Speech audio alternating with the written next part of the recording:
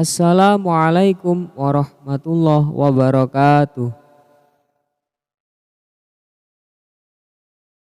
Berikut ini adalah kisah salah satu wali Allah yang tidak asing lagi di telinga kita semua.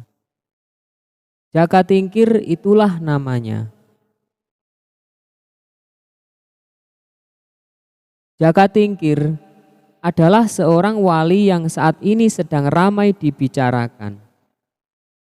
Beliau merupakan kakek dari pendiri Nahdlatul Ulama, Kiai Haji Hasyim Asy'ari dan Kiai Haji Abdurrahman Wahid yang merupakan Presiden Indonesia yang keempat.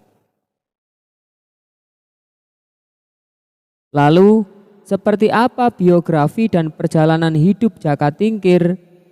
Berikut selengkapnya. Dikisahkan, di era Kerajaan Demak, hiduplah seorang tokoh yang cukup terkenal bernama Jaka Tingkir. Ia terlahir dengan nama Raden Mas Karebet. Ayahnya bernama Ki Ageng Pengging atau Kebo Kenanga, dan ibunya bernama Nyi Ageng Pengging. Sejak kecil, Jaka Tingkir diberi nama Raden Mas Karebet. Karena saat ia lahir, ayahnya sedang menggelar pertunjukan wayang beber yang dalangnya Ki Ageng Tingkir. Saat pertunjukan wayang itu, terdengar suara wayang yang kerembet tertiup angin dan jadilah sang bayi itu dinamai Mas Karebet. Sepulang dari mendalang, Ki Ageng Tingkir jatuh sakit dan meninggal dunia. 10 tahun kemudian, Ki Ageng Pengging dihukum mati karena dituduh memberontak terhadap Kerajaan Demak. Setelah kematian suaminya, Nyai Ageng Pengging jatuh sakit dan meninggal pula. Sepeninggal kedua orang tuanya, Mas Karebet diangkat menjadi anak oleh Nyi Ageng Tingkir. Sejak saat itulah ia lebih dikenal dengan nama Jaka Tingkir. Sejak muda, Jaka Tingkir gemar bertapa, berlatih bela diri, dan kesaktian. Ia tumbuh menjadi pemuda yang tangguh dan tampan. Setelah beranjak dewasa, Jaka Tingkir merantau menuju ibu kota Demak bersama teman-teman seperguruannya, Mas Manca, Mas Wila, dan Ki Wuragil. Sesampainya di Demak, ia tinggal di rumah pamannya, Kiai Ganda Mustaka, yang merupakan seorang marbot atau perawat masjid Demak berpangkat Lurah Ganjur. Pada suatu hari, Jaka Tingkir melakukan sesuatu yang tanpa sengaja membuat Sultan Trenggono, Raja Demak saat itu, terkesan. Saat itu, ia sedang berdiri di tepian kolam yang cukup besar. Tiba-tiba sang paman berteriak pada Jaka Tingkir karena Sultan Trenggono akan lewat. Jaka Tingkir yang terlatih dengan sigap melompati kolam yang lebar itu. Tanpa sengaja, Sultan Trenggono melihat sendiri kejadian itu dan terkesan dengan kemampuan Jaka Tingkir. Ia kemudian diangkat menjadi prajurit Demak berpangkat Lurah Wiratamtama. Setelah Sultan Trenggono meninggal, pecahlah pemberontakan Arya Penangsang yang sebenarnya masih kerabat Kerajaan Demak yang menjadi Adipati Jipang. Arya Penangsang yang tidak terima atas kematian ayahnya, kemudian membunuh Sunan Prawoto, sang pembunuh ayahnya yang juga merupakan putra mahkota Kerajaan Demak. Selain itu, Arya Penangsang juga membunuh Pangeran Hadiri, suami Ratu Kalinyamat dari Jepara. Arya Penangsang juga mengirim utusan untuk membunuh Jakatingkir yang waktu itu menjabat sebagai Adipati Pajang. Namun misi pembunuhan itu gagal. Tak lama berselang, Ratu Kalinyamat, adik Sunan Prawoto, mendesak Jakatingkir untuk menumpas pemberontakan Arya Penangsang karena ia yang setara dengan Adipati Jipang itu. Atas desakan inilah Jakatingkir mengadakan sayembara bahwa barang siapa yang mampu membunuh Arya Penangsang akan mendapatkan tanah Pati dan Mentaok atau Mataram sebagai hadiah. Sayembara itu diikuti oleh Ki Ageng Selo, Ki Ageng Pemanahan, dan Ki Panjawi. Dalam penumpasan ini, Ki Jurumartani, kakak ipar Ki Ageng Pemanahan, berhasil menyusun siasat cerdik sehingga Sutawijaya, anak Ki Ageng Pemanahan, berhasil membunuh Arya Penangsang.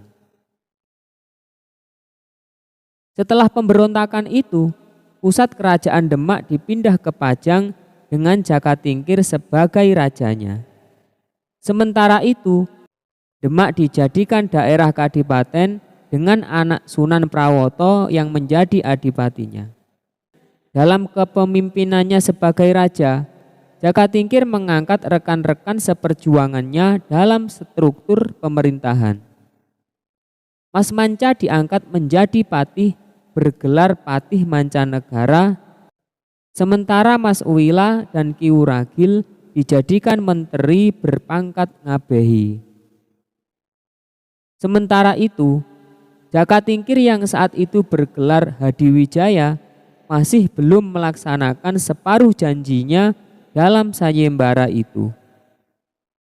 Saat Ki Panjawi sudah mendapatkan hak tanah Pati sebagai hadiah sayembara, Ki Ageng Pemanahan belum mendapatkan tanah Mataram yang dijanjikan padanya.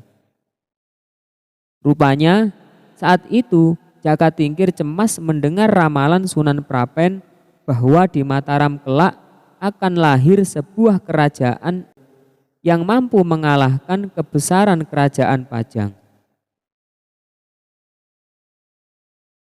Namun Sunan Kalijaga meminta Jakatingkir untuk segera menepati janjinya untuk menyerahkan tanah Mataram.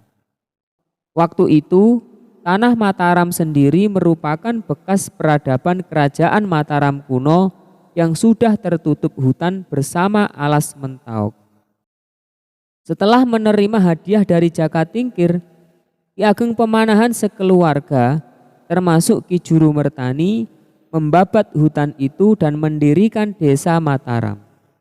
Desa itu menjadi tanah perdikan di mana penguasanya hanya diwajibkan untuk menghadap Pajang secara rutin tanpa kewajiban membayar upeti.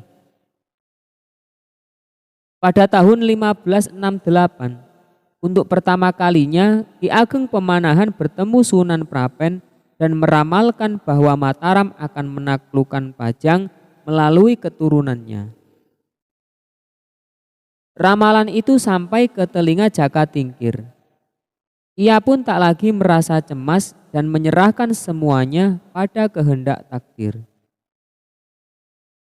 Setelah Ki Ageng Pemanahan meninggal pada tahun 1575, anaknya Sutawijaya diangkat menjadi penguasa baru Mataram.